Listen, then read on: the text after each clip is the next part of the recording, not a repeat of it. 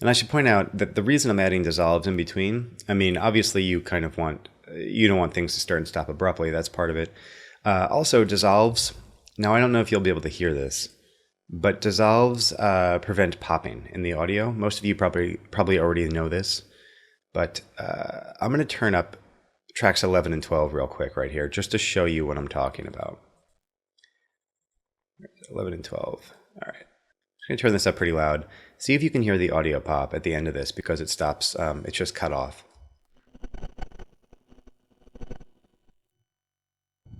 So I don't know if you could hear that on your end, but on my end, at the end of it, it just goes, it's a little bit of an audio pop.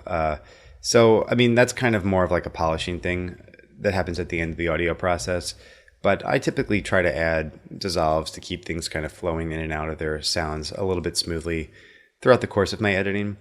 And that just keeps me from getting distracted by crazy audio popping sounds going on, especially during a quiet moment or something that you're supposed to be really focused in on. You don't want to be hearing weird audio fragments and junk going on like that. But that's just a quick side note. Most of you probably already knew how to prevent audio popping. But if you didn't, that's a good tip, and it'll probably serve you well. All right. So we have a pulse here, a pulse here, a pulse here, and let's see. It looks like we have room for one more, and we'll just see how that sounds. And that will take us to our mini climax here, where he gets hit with the bottle.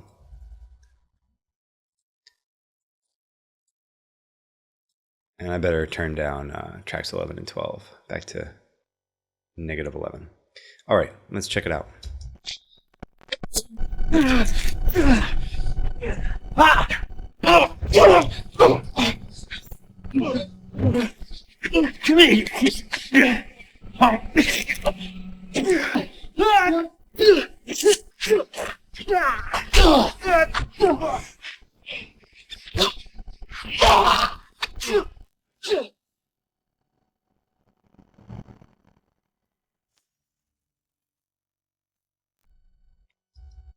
All right, I have a little bit of a problem with this. And the problem's with the timing. So this last pulse happens right before the climax of the hit.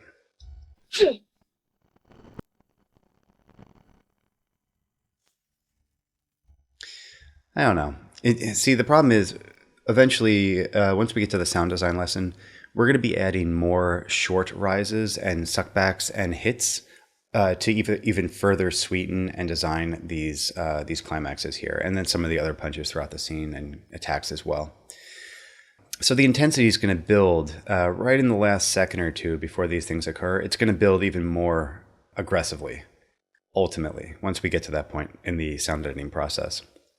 But for right now, the way it is, I kind of feel like this last pulse climaxes before the actual scene itself climaxes. And it currently sounds a little bit strange. It might sound fine later once we have other sounds layered on top. So it may be something we just want to leave and we want to address later and see if it's still an issue. But my gut kind of tells me that it's probably going to be an issue.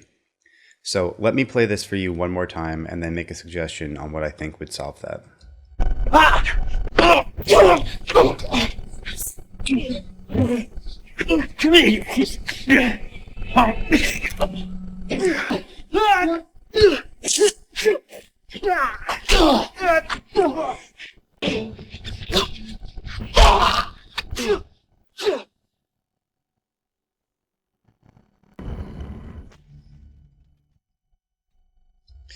You know what?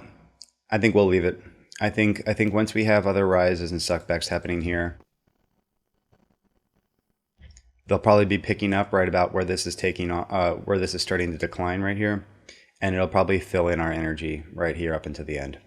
So I think this is actually probably going to be okay for us. So we'll leave it. But something to be considered is that, you know, when you are kind of building towards one key moment, be sure that as much as possible is building to that moment, and you're not kind of detracting from your climax by having certain parts of the intensity, whether it's screaming or parts of your music or anything like that. You want really everything to kind of build and end at the same point. So anyway, all right, let's keep going. All right, so that takes us pretty much to building up to the last climax of our fight. Now, I keep talking about these different climaxes in our scene. So let me just tell you exactly kind of what a general strategy that I like to take is when I'm dealing with that. So obviously, the main thing that we're building to in this scene, the big moment, the key fight move is when Dan spin kicks TT and knocks him to the ground. So that moment should have the biggest intensity out of anything in the scene. That doesn't mean that there's not other moments in the scene that need to be played up and need to be a little bit more intense than the rest of its surrounding material. It just means that they can't be as intense as this. And right now I'm speaking specifically with regard to the sound and the building of the intensity of the music. Otherwise, it's going to detract from where we ultimately end up. So if you want to basically view our scene as having, let's just say it has 3 climaxes in it, and each one's bigger than the one that came before it. So the first one I'd say maybe that we kind of build to with our music build is when he's on the ground for the first time. Because like we said before, that's the first time where it's really like, oh no, this guy's in trouble. It's hitting the fan. The next thing that we really build to that's super crucial is when he gets hit over the head with a bottle. I'd call that climax 2. And, if we're looking at a scale, maybe where 0 is 0 intensity and 10 is the most intense that you can possibly get, maybe maybe we started with, a 2, just our kind of base level since it's kind of tense to begin with. We build up to maybe a 4 or a 5.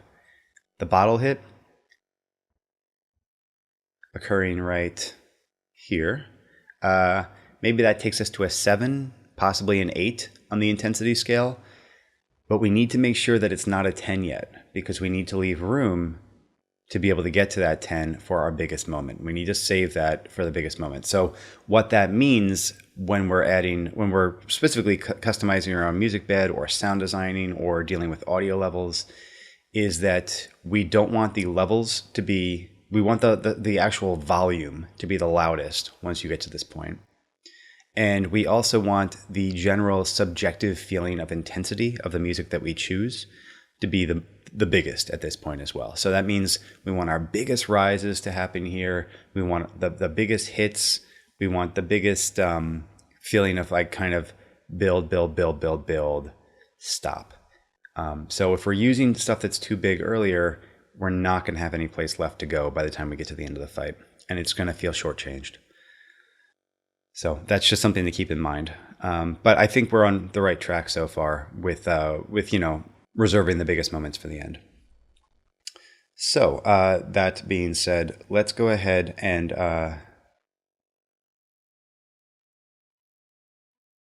right. So now after this occurs, after he gets hit on the head, we're going to have a brief pause kind of in the action here. It's going to be a breath in the fight where it's going to start building again up into the big climax.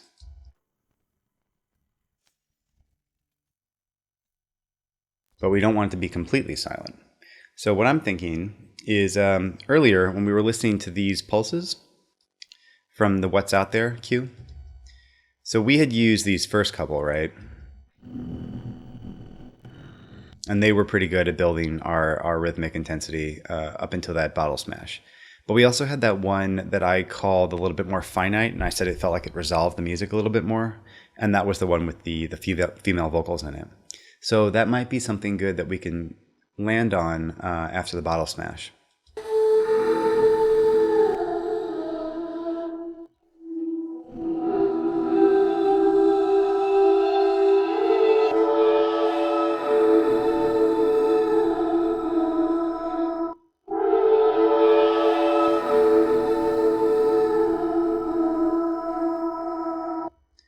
All right, I'm not sure what's going to work exactly. I like the metal groaning in here, and I like the female vocals. So let's go ahead. Let's see if that's something that we can add to the end of this little section here, and we can transition into it maybe.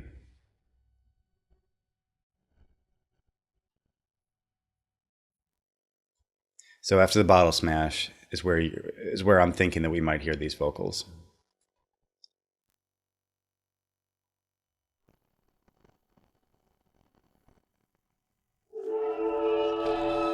Too soon, so I'm going to roll it back.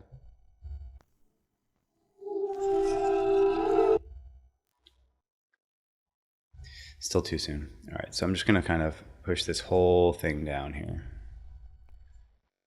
And keep in mind, I said that we don't want this to be silent here completely. Once we add more sound design later, we're going to have things like hits. So, I mean, we're going to have more rises building into this moment.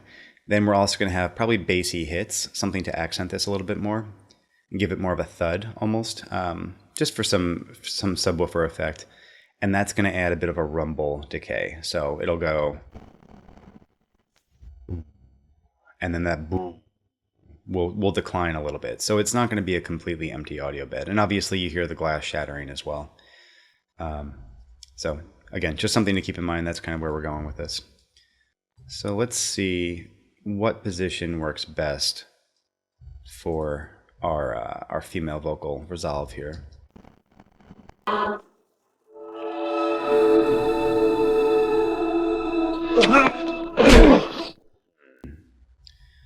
push it down further. And I'm going to fade into it more. And I'm going to lower it. Maybe negative, say negative 20 dB. All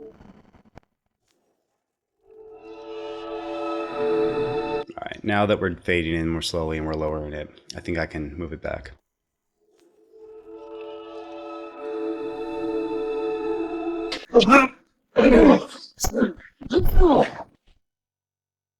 Cool. I think that's working pretty good for us. All right, so the last thing we need to do is we just need to build into our final moment. We need to build into the spin kick. So obviously that's going to consist of a pretty intense rise, and I think we're probably also going to make use of this violin sustain.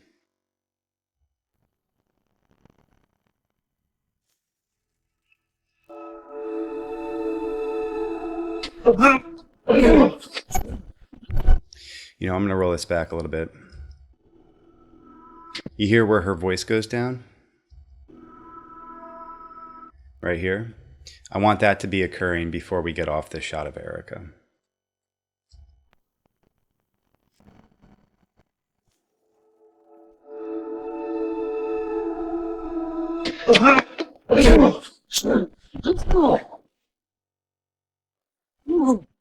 Cool. All right, so let's grab our big rise. It's going to take us into the spin kick.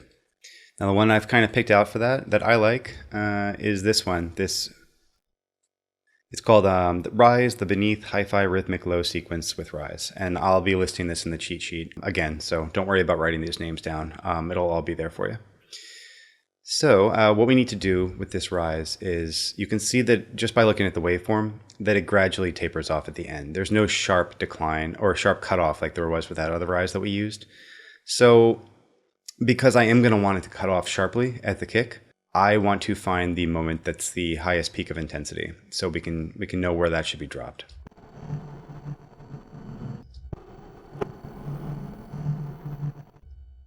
I'm going to call it right there, after that metal whine finishes up.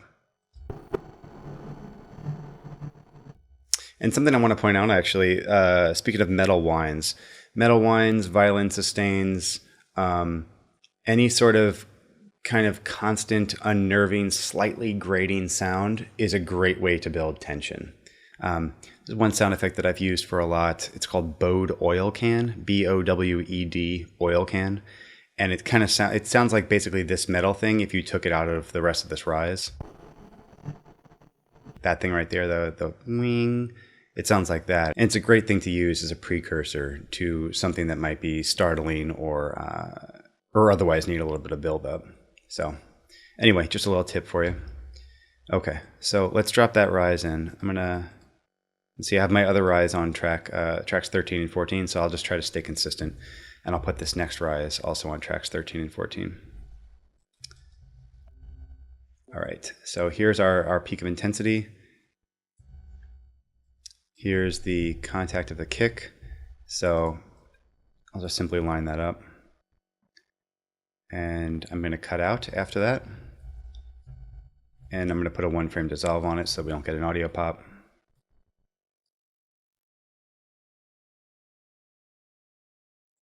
And I'm just going to drag this rise back. And We'll just put a very long dissolve so it linearly builds all the way up into the end in volume as well as the quality of the sound. And I'm going to lower the levels on this rise. We'll go down to -12 again, and if we need to adjust from there, we will. So let's just see real quick how this sounds.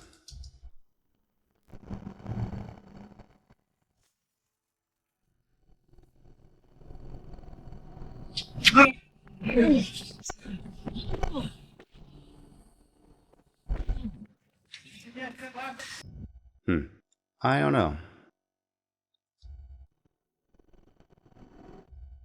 Something about that bothered me.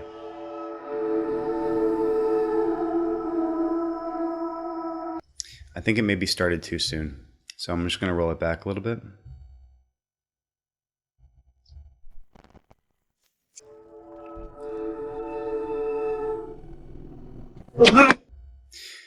I'm also going to roll back this drone again here, or this pulse. I think that might be interfering.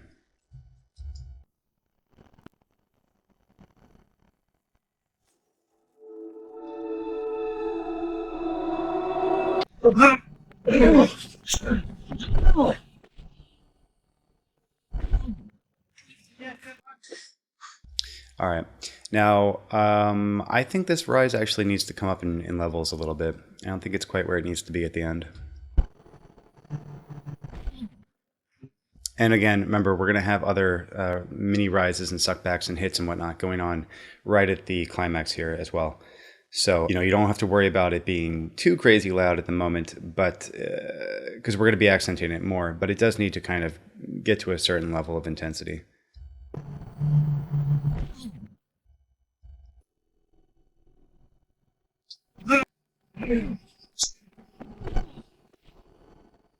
All right, so a problem that I'm seeing is I think that this linear kind of dissolve that starts at 0 and ends at 100 right here, I think it might just be a little bit too linear. So I think it might be getting too loud too quick and then not get as loud as it needs to get ultimately.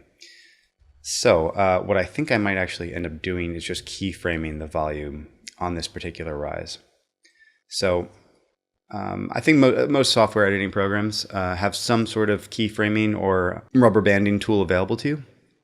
So go ahead and just use that in your own once you get to this point in the lesson or on your own editing. But what I'm going to do is I'm just going to drop a keyframe at the end, which is it starts off at 100 or 0 dB or whatever your default is. I'm going to put one at the beginning, drop it all the way down. So we can consider this 100%. We can consider this 0%. So right now we have basically the same effect going on as when I had that quick dissolve going from 0 to 100, fading it all the way in. So this is what we had. I'm going to play it one more time, and then I'm going to start modifying it with keyframes to give us the effect that I think we need. So I'm going to roll into it a little bit more.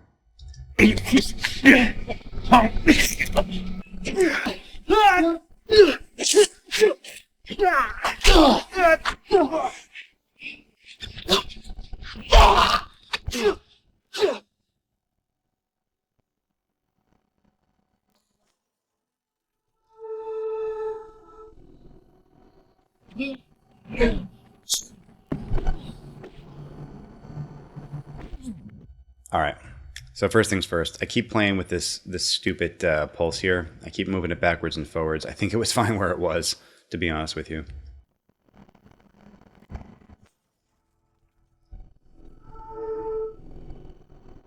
All right.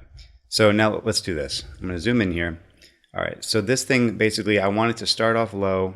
Instead of going from 0% to 100%, and theoretically in the middle it would be about 50%, I want it to go from 0, maybe only up to 25, and then kind of take a more sharp turn up to get to 100. So if you can envision this little box right here as the graph on this thing, since it's kind of hard to see down here, instead of going from here to here in a straight line, it's going to take more of an exponential curve. So it's going to go more like this, and then up sharp like that at the end. So we'll put a keyframe in the middle, and this can be considered 50%. So I'm just going to drop it down a little bit in the middle. Let's see how this sounds.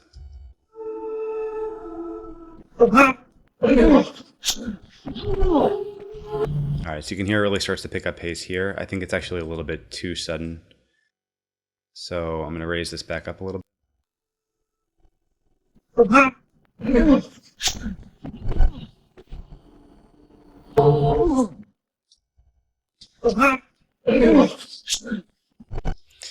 I'm going to also move this keyframe to start the more sharp increase in volume at the same point where there's a kick, so that volume, kind of quick volume shift, is obscured by the kicking.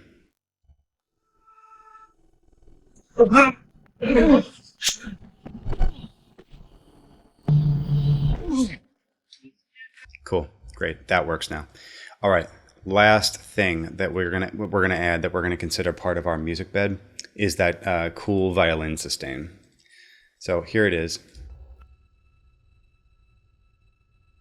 It's called high violin sustain. What I want it to do is I want it to basically mimic the rise. I want it to gradually increase. And I think I might actually start it sooner. I think that might actually be part of our constant tension hold after this hit occurs. We might start to hear that violin right away. And then it'll pick up the pace with the rise all the way up to the climax where he gets kicked. And then we'll have a sharp decline, and then it'll kind of taper off at the very end. I think that'll be nice. And that'll be our final kind of piece of the puzzle here to crafting this music bed. So I'm just going to drag it over here. Actually, you know what? I'm going to butt it right up against this other drone that we had here.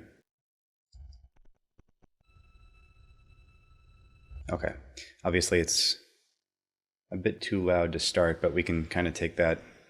We can kind of adjust the overall levels on that once we get it to where we need to be as far as how it's paced out and keyframed. So I'm going to put a keyframe here, also at the peak of the rise. I'm going to put that on our violin sustain. I'm going to put a keyframe here at the beginning and drag it down to 0. So now we basically have a linear 0 to 100% fade in. And I'm going to have the intensity of this thing kind of start to pick up a little bit once the rise starts. So if this were at 50 again, like the other one, because it's halfway through 0 and 100. Actually, it's more like probably a third of the way through 0 and 100. So maybe this is like 33%. Either way, I'm going to lower it a little bit further than where it naturally is to create that exponential curve again from super soft to quick and loud.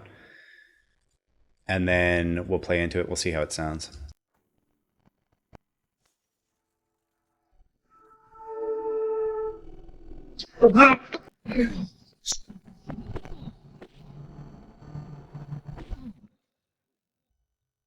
It's a little bit too sudden still. I'm going to raise it up.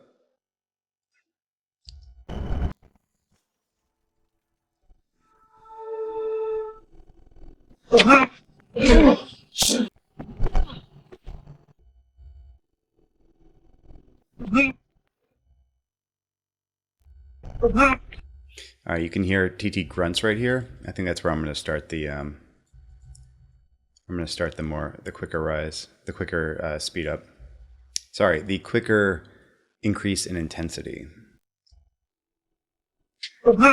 It's always good to hide changes that you're making, whether it's in the music or a sound effect or anything like that. It's good to hide things that you don't want to be noticed using other parts of your scene. So whether it's a line being used to hide a music change, or whether it's a sound effect being used to hide perhaps a dialogue cheat that you're making, it's a good way to kind of distract people, almost like a magic trick, you know, like look over here while I do something over here. So when you can make these things line up and work to your advantage, it's helpful, and it creates a smoother feeling scene.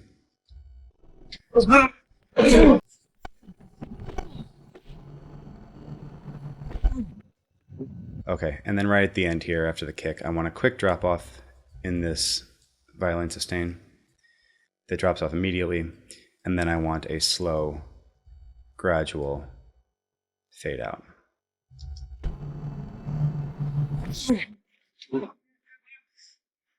Great. And we'll probably be punctuating this also with more rises, more whooshes, and probably a hit that rings out here too, another boom that that rumbles out along with this violin. Cool, great. Well, I think that's a pretty solid music bed that we've just crafted for ourselves. So I'm gonna go ahead and just go back to the beginning here. We'll play it once all the way through, so you can see how it's feeling, and then we'll move on to the next lesson. You got our money now, just leave us alone. Get in the fucking warehouse, motherfucker. Now. Wait.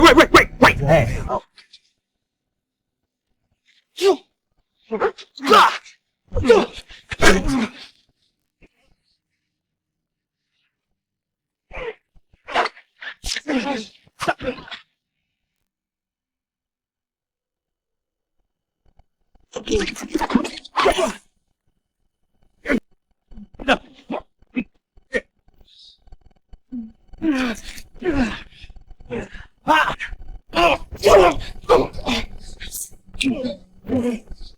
Come here, you piece of shit.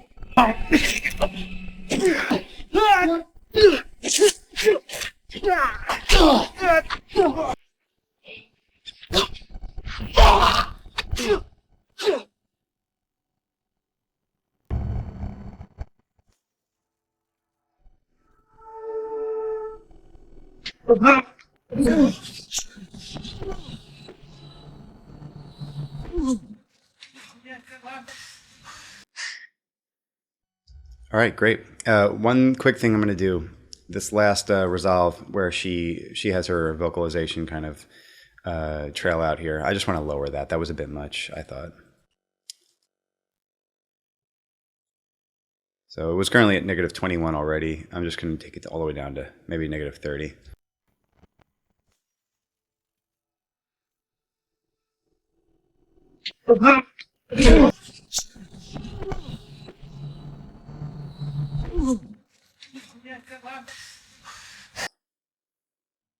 All right, cool.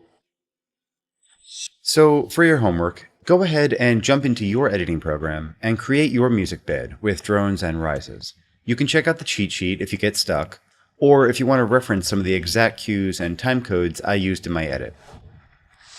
In the next lesson, we're going to go back through our sequence and layer in some more Foley sound effects to enhance the realism of our scene. All right, I'll see you in a bit.